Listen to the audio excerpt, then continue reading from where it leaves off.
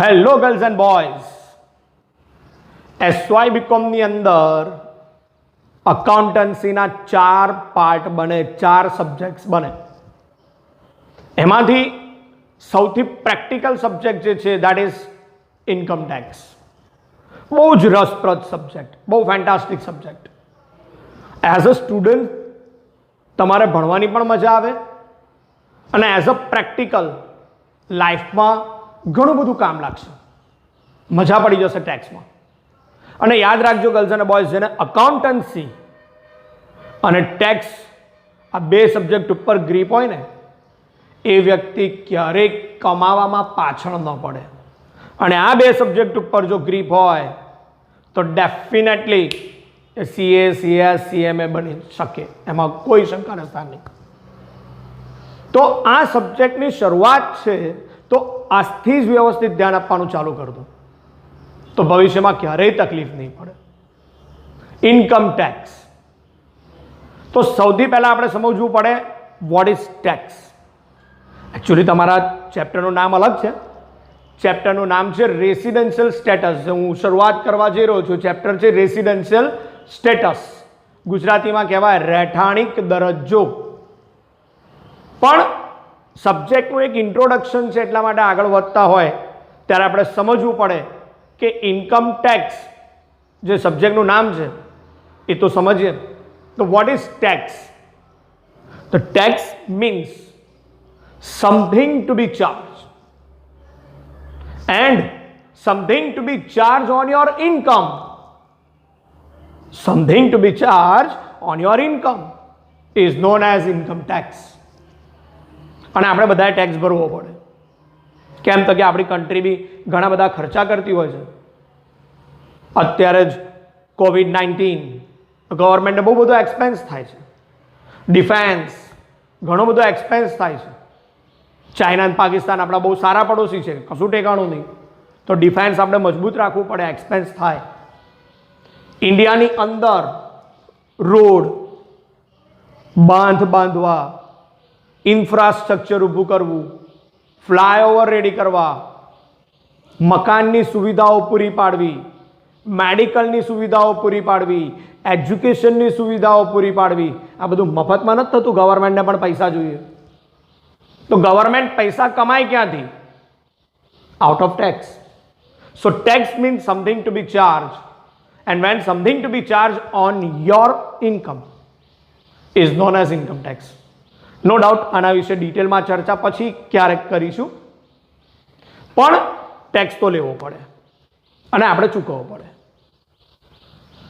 પણ ઘણા વ્યક્તિઓ ટેક્સ વધારે ભરે, ઘણા વ્યક્તિઓ ટેક્સ ઓછો ભરે, ઘણા વ્યક્તિઓ ટેક્સ ઇન્ડિયામાં પે કરે, ઘણા વ્યક્તિઓ ટેક્સ ફોરેનમાં પે કરે, ઘણા વ્યક્તિઓ ટેક્સ ઇન્ડિયામાં અને ફોરેનમાં બંને જગ્યાએ પે કરે. તો શેને આધારે નક્કી કરવાનું? Residential status. એ તમારા રહેઠાણિક દરજ્જા ઉપર નક્કી કરે. હવે એક સાદું ઉદાહરણ આપું હું તમને. અપાર્ટ ફ્રોમ ઇન્કમ ટેક્સ, એક સિમ્પલ. ભારતીય સંસ્કૃતિમાં જન્મેલા છો, તમે બધું અન્ડરસ્ટેન્ડ કરી શકશો. હું તમને પ્રશ્ન પૂછીશ, તમે આન્સર આપજો. એટલીસ્ટ આન્સર મનમાં વિચારી લેજો. ઘણા બધા છોકરાઓ ડરતા હોય ક્લાસરૂમમાં બોલાય કે આન્સર, તો ખાલી મનમાં વિચારી લેજો. બાકી તમે બધા ભારતીય સંસ્કૃતિના છો એટલે સમજી શકશો. એક સિમ્પલ ઉદાહરણ આપું તો તમે બહુ સારું ક્વોલિફિકેશન મેળવ્યું, તમે ચાર્ટર્ડ એકાઉન્ટન્ટ થયા, ડ્યુઅલ પ્રોફેશનલ ડિગ્રીઝ તમારા હાથમાં હોય, chartered accountancy, company secretary, etcetera etcetera.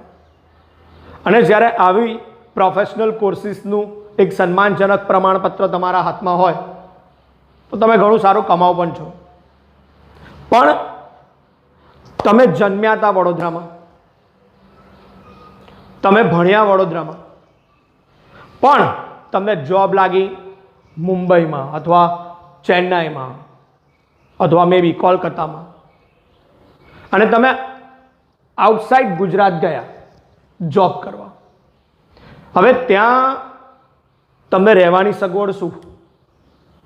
તો એ તો ભાડાનું મકાન લેવું પડે કે કંઈ પણ તમે ભાડાનું મકાન ના લીધું, પણ શું કર્યું ખબર? તમારા કોઈક રિલેટિવ હતા, એ રિલેટિવની ઘરે રહ્યા, મે બી તમારા કાકા હોય, મામા હોય, ફોઈ હોય, કોઈ રિલેટિવની ઘરે રહ્યા અને ત્યાં રહો છો અને પૂછી લીધું કે 3-4 વર્ષ રહીશ, કમાઈશ અને પછી જતો રહીશ. એમણે પણ પરમિશન આપી. તમે ભાણ્યા છો, ભત્રીજા છો, હવે તમે એમના ઘરે રહો છો, કમાઓ છો, તો મને કહો તમારી કમાણીમાંથી કંઈક તમારે તમારા કાકા, મામા, ફોઈ એમને આપવું જોઈએ કે ન આપવું જોઈએ? એ આપણે બધા જાણીએ છીએ તો કે આપવું જોઈએ. તમે ત્યાં રહો છો, કાકા, મામા, ફોઈને તો આપો છો, રિલેટિવને આપો છો કોન્ટ્રીબ્યુશન, તો શું અહીંયા બરોડામાં જે પેરેન્ટે તમને મોટા કર્યા એમને કંઈક આપવું જોઈએ કે ના આપવું જોઈએ? આપવું જ જોઈએ. તો એ સમયે તમારી કમાણીના 2 પાર્ટ પાડો છો તમે, પેરેન્ટને પણ આપો છો અને રિલેટિવને પણ આપો છો. Yes or no? યસ. આમ મગજમાં રાખજો ખાલી. બીજું એક ઇલસ્ટ્રેશન આપું. તમે ગ્રેટ ચાર્ટર્ડ અકાઉન્ટન્ટ બન્યા, સુપર ચાર્ટર્ડ અકાઉન્ટન્ટ, બરોડામાં જ જન્મ્યા, બરોડામાં જ ભણ્યા, બરોડામાં જ કમાણી કરો છો અને પેરેન્ટ જોડે રહો છો. કાકા, મામા, ફોઈની ઘેર નહીં, રિલેટિવની ઘેર નથી રહેતા, તમે રહો છો પેરેન્ટની જોડે. હવે તમે જે કમાઓ છો એ કમાણીનો હિસ્સો શું તમે તમારા પેરેન્ટને મદદ નહીં કરો? કરશો. શું એ કમાણીમાંથી રેગ્યુલરલી તમારા રિલેટિવને આપશો? એ તમારા પર હક કરી શકશે કે પૈસા આપો એવું? ના. બસ લાઇકવાઇઝ જ્યારે તમે ઇન્ડિયન સિટીઝન છો, ઇન્ડિયામાં જન્મ્યા, ઇન્ડિયન સિટીઝન છો, ઇન્ડિયામાં મોટા થયા, ઇન્ડિયામાં કમાઓ છો, તો એ કમાણી પર ટેક્સ ક્યાં ભરવો જોઈએ? Question mark. તમે ઇન્ડિયામાં જન્મ્યા, ઇન્ડિયન સિટીઝન છો, તમે ફોરેન જાઓ છો, ફોરેનમાં કમાઓ છો, તો તમારે ટેક્સ ક્યાં ભરવો જોઈએ? ફોરેન એકલામાં કે પછી ફોરેનમાં અને ઇન્ડિયામાં પણ? આ બધા પ્રશ્નોના જવાબ આવે according to your residential status, રહેઠાણી દરજ્જો. એને આધારે નક્કી થાય કે તમારે ટેક્સ ક્યાં ભરવાનો છે, ઇન્ડિયામાં અથવા ફોરેનમાં, ઇન્ડિયામાં અને ફોરેનમાં પણ. તો ક્યાં ટેક્સ ભરવાનો? That is depend upon your residential status. એટલા માટે આ ચેપ્ટર ઇમ્પોર્ટન્ટ છે. ટેક્સ ઇન્સિડન્સ ડિસાઇડ થાય છે, કઈ રીતે ટેક્સ ક્યાં ભરવો એ નક્કી થાય છે. કોનું ટેક્સ ઇન્સિડન્સ નક્કી થાય? આ બીજો પ્રશ્ન આવે. હવે કોનું ટેક્સ ઇન્સિડન્સ નક્કી થાય? કોનું રેસિડેન્શિયલ સ્ટેટસ આપણે ફાઇન્ડ આઉટ કરવાનું? ઇન્ડિવિજ્યુઅલ, સજીવ વ્યક્તિ, હ્યુમન બીઈંગ, હું, તમે બધા, આપણે બધા હ્યુમન બીઈંગ છે, તો આપણે ઇન્ડિવિજ્યુઅલ પર્સન કહેવાય. પર્સન, વ્યક્તિ, વ્યક્તિઓ ઘણા બધા હોઈ શકે, પર્સન ઘણા બધા હોઈ શકે. એમાંનું ફર્સ્ટ ઇન્ડિવિજ્યુઅલ, સજીવ વ્યક્તિ. બીજું હું, મારી વાઈફ, મારા ચિલ્ડ્રન, મે બી એમના વાઈફ, જો મેરેજ કરી લીધા હોય તો એમના ચિલ્ડ્રન, બધા એક જ ફેમિલીમાં રહે. અવિભાજ્ય કુટુંબ, હિન્દુ અનડિવાઇડેડ ફેમિલી. તો HUF બીજું વ્યક્તિ. દેન ત્રીજું હું હોઉં, મારી જોડે બીજા કોઈ વ્યક્તિ મારા જોડે ધંધામાં જોડાય, મારા પાર્ટનર બને. ભાગીદારી વિશે 12માં તમે ઘણું ભણ્યા છો. ઓછામાં ઓછી 2 વ્યક્તિ અને વધુમાં વધુ 50. તો ભાગીદારી પેઢી, ફર્મ. ત્રીજું પર્સન, કંપની. જે ભારતની અંદર કંપનીના કાયદા હેઠળ રજિસ્ટર્ડ હોય, આઈધર એ કાયદો 1956નો હોય, એની પહેલાંનો હોય કે એના પછીનો હોય, લેટેસ્ટ કંપનીઝ એક્ટ 2013 એના મુજબ હોય, તો એક કંપની એ પણ એક વ્યક્તિ છે. અલગ અલગ સંસ્થાઓ ભેગી મળી જાય કંપની, ભાગીદારી પેઢી, ઇન્ડિવિજ્યુઅલ અને બધા વ્યક્તિઓ મળીને કોઈ કોમન ધ્યેય માટે ભેગા થયા હોય તો એને કહેવાય association of person. Body of individual, કોઈ કોમન ધ્યેય માટે સજીવ વ્યક્તિઓનો એક સમૂહ ભેગો થયો તો એને કહીશું body of individual. For example, બધા જ શિક્ષકો ભેગા મળીને એક એસોસિએશન બનેલું છે, બરોડા એકેડેમિક એસોસિએશન. તો એ Baroda academic association, that is the association means what? Body of individual. બધા સજીવ વ્યક્તિઓ છે એટલે ત્યાં બોડી ઓફ ઇન્ડિવિજ્યુઅલ કહેવાય. અને આ બધામાં ના આવતા હોય every other person, that is artificial juridical person. Artificial juridical person એટલે MS યુનિવર્સિટી ઓફ બરોડા એ આર્ટિફિશિયલ જ્યુરિડિકલ પર્સન કહેવાય. તો આ બધા પર્સન્સ છે. આ દરેકને પર્સનની ડેફિનેશનમાં મૂકી શકાય, પર્સનની વ્યાખ્યામાં આવરી શકાય. Individual, HUF, firm, body of individual, association of person, company and artificial juridical person. આ દરેકના રેસિડેન્શિયલ સ્ટેટસ વિશે આપણે ભણવાનું છે. અને આ દરેકના રેસિડેન્શિયલ સ્ટેટસ નક્કી કરવા પડે. આ દરેકના રેસિડેન્શિયલ સ્ટેટસ જે નક્કી કરીશું એને આધારે એણે ભારતમાં અથવા ફોરેનમાં અથવા બંને જગ્યાએ ટેક્સ ભરવાનો થાય. એમાં સૌથી પહેલા આપણે ભણવાનું છે ઇન્ડિવિજ્યુઅલ માટે. ઇન્ડિવિજ્યુઅલ માટે જ્યારે ભણીએ તો એના માટે ગવર્મેન્ટ, ઇન્કમ ટેક્સ ડિપાર્ટમેન્ટ એને રૂલ્સ નક્કી કર્યા છે, નિયમો બનાવ્યા છે.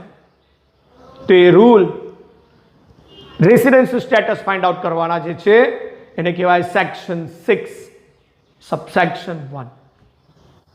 Section 6 subsection 1 income tax act એના મુજબ રેસિડેન્શિયલ સ્ટેટસ ઇન્ડિવિજ્યુઅલ પર્સનનું કઈ રીતે નક્કી થાય એ આપણે જોઈશું. પણ ઇન્ડિવિજ્યુઅલ પર્સનનું જ્યારે રેસિડેન્શિયલ સ્ટેટસ નક્કી કરવાનું હોય તો એ કઈ રીતે થાય એ એકોર્ડિંગ ટુ રૂલ એ પછીની વાત છે. પણ સ્ટેટસ હોય કેટલા પ્રકારના તો સમજી લેજો. રેસિડેન્શિયલ સ્ટેટસ ઇન્ડિવિજ્યુઅલ માટે બે પ્રકારના હોય. Either he or she may be resident or non-resident. એ વ્યક્તિ પોતે રેસિડન્ટ હોઈ શકે અથવા નોન રેસિડન્ટ હોઈ શકે. એ ડિસાઇડ થશે according to income tax act, income tax rule section 6 subsection 1. અને જો એ રેસિડન્ટ હોય તો ફર્ધર પાછું ડિસાઇડ કરવું પડે. એડિશનલ કન્ડિશન એપ્લિકેબલ બને. Additional conditions under section 6 subsection 6 additional condition applicable બને અને એને આધારે નક્કી કરવાનું કે એ જે રેસિડન્ટ વ્યક્તિ હતું he or she એ કાં તો ઓર્ડિનરી રેસિડન્ટ હોય અથવા તો એ નોટ ઓર્ડિનરી રેસિડન્ટ હોય. એટલે look girls and boys, total status કેટલા થયા ખબર પડે તમને? 3: resident and ordinary resident, resident but not ordinary resident અને નોન રેસિડન્ટ ઇન્ડિયન NRI. પટેલોને બહુ ક્રેઝ હોય NRI નો. તો આટલા સ્ટેટસ. એમાં સૌથી પહેલા કોઈ પણ ઇન્ડિવિજ્યુઅલ પર્સન એમાં આપણે ડિસાઇડ કરવું પડે either he or she is resident or non resident. એ શેને આધારે નક્કી થાય તો એકોર્ડિંગ ટુ કન્ડિશન. પહેલી કન્ડિશન સેક્શન 6 સબસેક્શન 1 એને આધારે નક્કી થાય. એમાં બે કન્ડિશન છે, બંને કન્ડિશન અન્ડરસ્ટેન્ડ કરવી પડે. અને એ જે રેસિડન્ટ છે એ ઓર્ડિનરી છે કે નોટ ઓર્ડિનરી છે એના માટે additional conditions under section 6 subsection 6 જોવી પડે. તો વારાફરતી જોતા જઈએ. બેઝિક કન્ડિશન પહેલી, basic condition under section 6 subsection 1 એ ઇન્ડિવિજ્યુઅલ પર્સનને લાગુ પડે. તો એ જે પણ વ્યક્તિ છે, જે પણ હ્યુમન બીઈંગ છે, he or she એ ઇન્ડિયામાં પ્રીવિયસ યરમાં, કરંટ યરમાં પ્રીવિયસ યરમાં જે વર્ષે કમાણી કરી હોય એ વર્ષ, પ્રીવિયસ યરમાં ઓછામાં ઓછું 182 દિવસ 182 ડેઝ ઇન્ડિયામાં રહેલું હોવું જોઈએ. 182 ઓછામાં ઓછું ચાલે, 183 હોય, 84, 185, 365 તો કઈ વાંધો નહીં, પણ 182 થી ઓછું ના જોઈએ, 181 પણ નહીં ચાલે. તો જે વ્યક્તિ આઈધર હી ઓર સી એ ઇન્ડિયામાં 182 અથવા એનાથી વધારે રહેલું હોય, આ પહેલી કન્ડિશન. બીજી કન્ડિશન, જો એ વ્યક્તિ 182 દિવસ નથી તો બીજી એક વધારાની કન્ડિશન આમાં જ છે, જે બેઝિક કન્ડિશન જ છે. એ વ્યક્તિ પ્રીવિયસ યરમાં ઓછામાં ઓછું 60 દિવસ રહ્યું હોવું જોઈએ. કેટલા દિવસ? 60. અને બહુ ઇમ્પોર્ટન્ટ વસ્તુ છે, અને એન્ડ પ્રીવિયસ યરમાં 60 દિવસ અને એન્ડ સેકન્ડ લાસ્ટ 4 યર્સમાં 365 દિવસ રહેલું હોવું જોઈએ. છેલ્લા 4 વર્ષ મતલબ પ્રીવિયસ યર એને છોડી દો, પ્રીવિયસ યરની પાછળના છેલ્લા 4 વર્ષ. ધારો કે અત્યારે પ્રીવિયસ યર 1920 હોય તો એના પાછળના 4 વર્ષ, 1920 is the current year, is the previous year, then preceding last 4 year means which?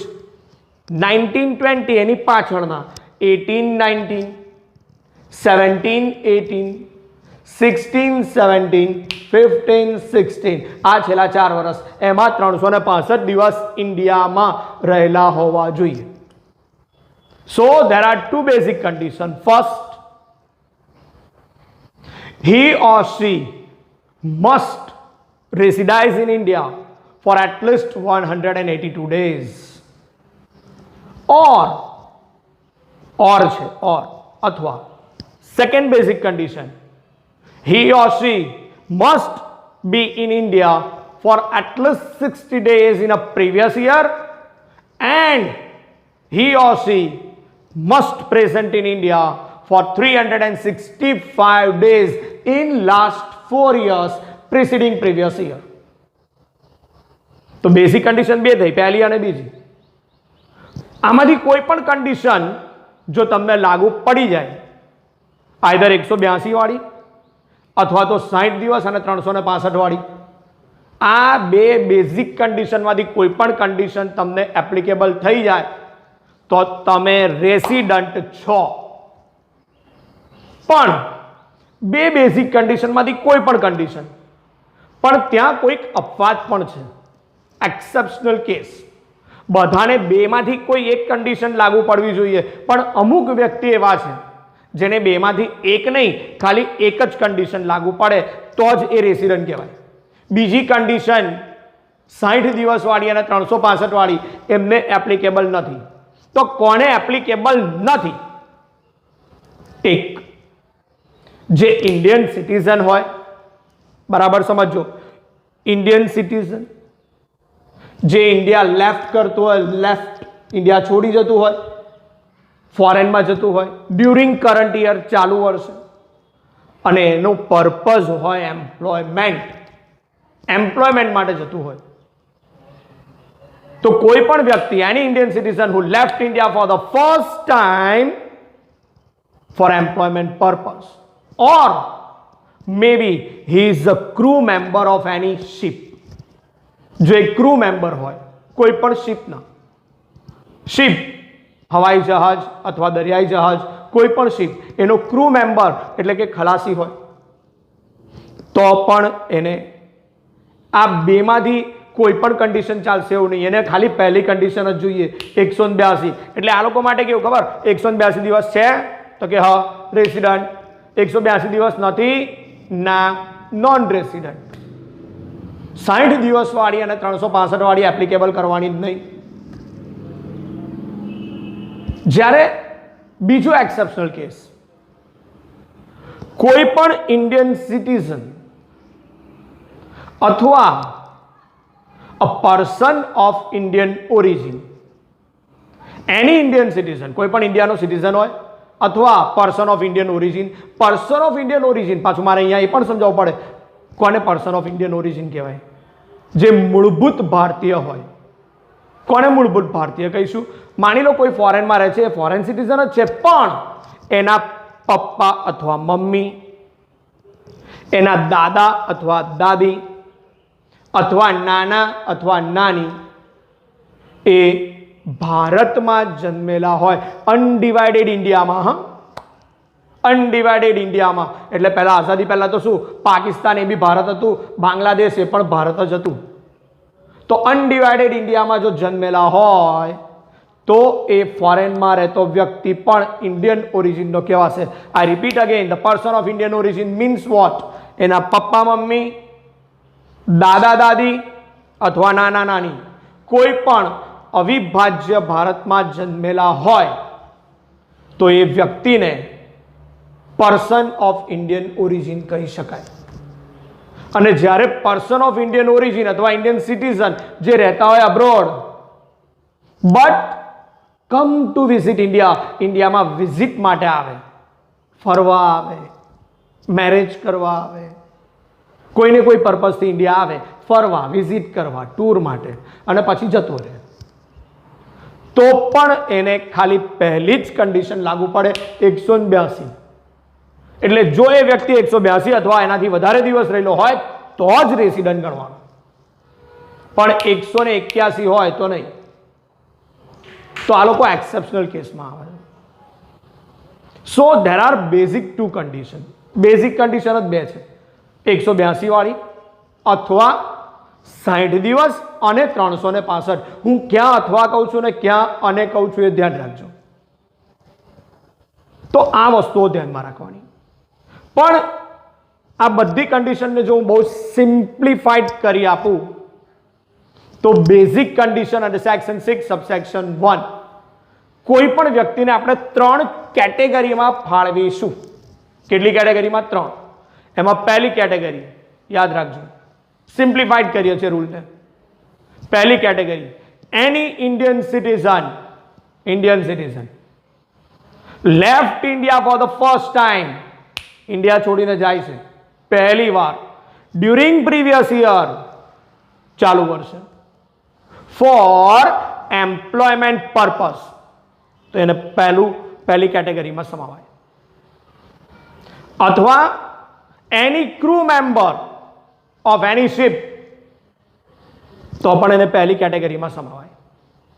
પહેલી કેટેગરીમાં કોણ આવે? Any Indian citizen who left India for the first time for employment purpose or any crew member of Indian ship. He is considered, they are considered in the first category. તો એમનો rule શું? They must stay in India during the previous year for at least 182 days.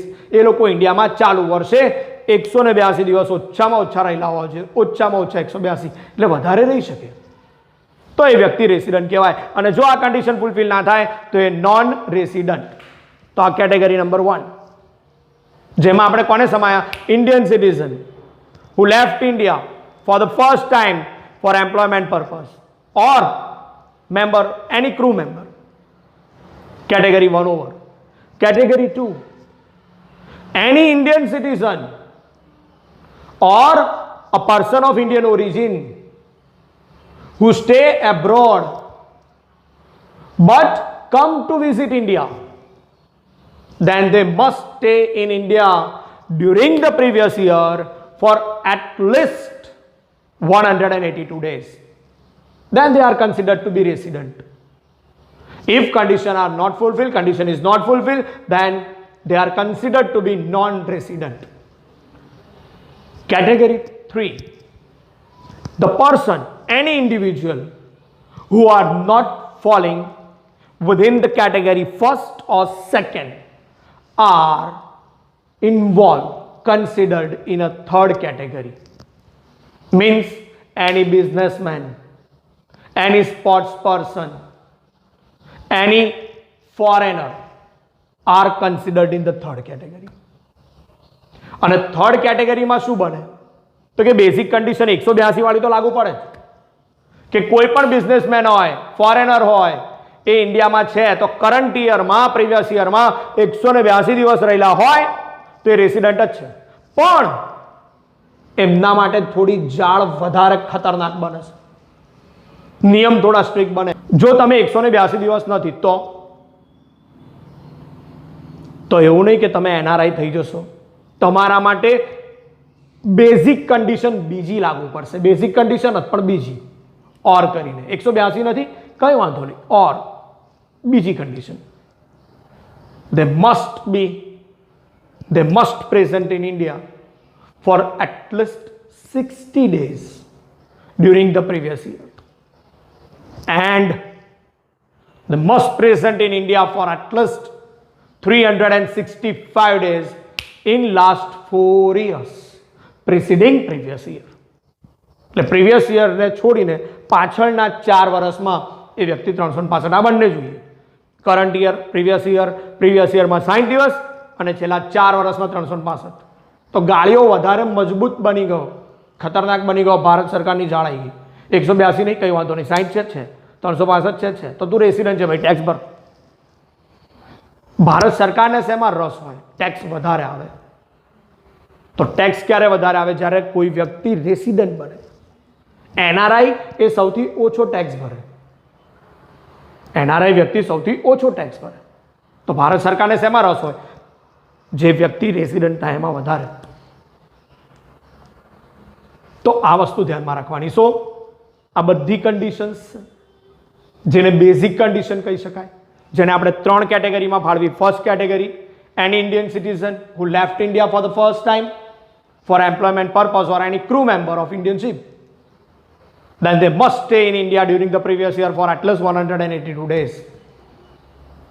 If yes, then resident. No, non-resident. Over.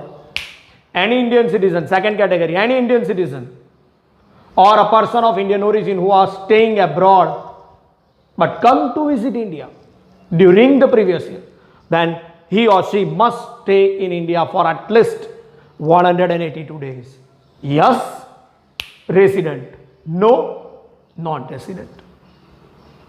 And any individual who are not falling within the category 1 or 2 must considered in the third category. ये બધા ત્રીજામાં આવી જાય automatically. તો ત્યાં બી પહેલી condition, he or she must present in India for at least 182 days.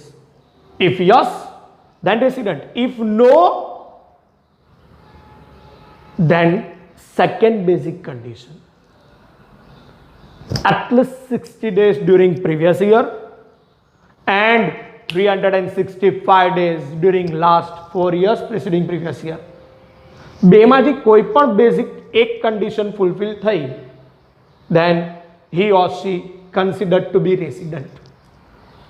અને જો આ basic condition under section 6 subsection 1 fulfil ના જ થાય તો એ વ્યક્તિ એનઆરઆઈ બની જાય. Non resident idiot, sorry, non resident Indian, not idiot, just joking. પણ જો વ્યક્તિ રેસિડન્ટ હોય તો શું? જો ઇન્ડિવિજ્યુઅલ રેસિડન્ટ આવે છે બાય યુઝિંગ એની કેટેગરી, કોઈ પણ નિયમથી, basic કન્ડિશનથી, then either he may be ordinary resident or maybe not ordinary resident. To find out either he is ordinary or not ordinary, we have to apply additional conditions under section 6 subsection 6, and there are two additional conditions. There are two additional conditions and both must be fulfilled. First additional condition, he or she must be resident for at least 2 times out of last 10 years preceding previous year. Previous year ના પાછળના છેલ્લા 10 વર્ષમાં ઓછામાં ઓછું 2 વાર resident જોઈએ. અને additional condition number 2, અને એન્ડ બંને કન્ડિશન ફૂલફિલ કરવી પડે. બીજી, he or she must present in India for at least 730 days in India during last 7 years preceding previous year. Previous year ની પાછળના છેલ્લા 7 વર્ષમાં 730 દિવસ ઇન્ડિયામાં પ્રેઝન્ટ હોવા જોઈએ. બંને એડિશનલ કન્ડિશન ફૂલફિલ કરવાની. છેલ્લા 10 વર્ષમાં 2 વાર રેસિડન્ટ, ઓછામાં ઓછું 2 વાર રેસિડન્ટ, અને છેલ્લા 7 વર્ષમાં 730 દિવસ ઇન્ડિયામાં. જો આ બંને એડિશનલ કન્ડિશન ફૂલફિલ થાય તો એ વ્યક્તિ રેસિડન્ટ તો છે જ, પણ ઓર્ડિનરી રેસિડન્ટ કહેવાશે. પણ બે કન્ડિશન ફૂલફિલ ના થાય, બંને એડિશનલ કન્ડિશન ફૂલફિલ ના થાય, અથવા બેમાંથી એક કન્ડિશન ફૂલફિલ ના થાય તો એ વ્યક્તિ રેસિડન્ટ તો છે બટ નોટ ઓર્ડિનરી રેસિડન્ટ, પણ એ નોટ ઓર્ડિનરી રેસિડન્ટ કહેવાશે. That's all. તો આ બધી બેઝિક કન્ડિશન ને એડિશનલ કન્ડિશન છે. આઈ repeat both the additional condition again. Additional conditions under section 6 subsection 6. First, he or she must be resident in India for at least 2 times out of last 10 years preceding previous year, and he or she must present in India for 730 days out of last 7 years preceding previous year. જો આ બંને additional condition fulfil થાય તો જ એ વ્યક્તિ ordinary resident કહેવાય, અથવા ન થાય, બેમાંથી એકમાં લોચો પડે અથવા બંનેમાં લોચો પડે તો નોટ ઓર્ડિનરી કહેવાય. અને બહુ સિમ્પલ, એટલે જ સ્ટેટસ કેવા થયા જુઓ: individual, resident, non resident. Resident તો further ordinary resident, not ordinary resident. સૌથી વધારે ટેક્સ ઓર્ડિનરી રેસિડન્ટે ભરવાનો, એના પછી ઓછો ટેક્સ, એનાથી થોડું ઓછો નોટ ઓર્ડિનરીએ ભરવાનો, અને સૌથી ઓછો અથવા નહીં, ના બરાબર અથવા નહીં, નોન રેસિડન્ટ, એનઆરઆઈ. એટલે આપણા બધાને એનઆરઆઈનો ક્રેઝ હોય, પણ એનઆરઆઈ સૌથી ઓછો અથવા તો નહીવત ટેક્સ અથવા તો ના ભરતા હોય ટેક્સ, એવું બને. તો 3 સ્ટેટસ થઈ ગયા indirectly: resident and ordinary resident, resident but not ordinary resident, and non resident Indian. આ 3 સ્ટેટસ થયા. Hope so you understand all this basic condition under section 6 and subsection 1, and additional condition under section 6 subsection 6.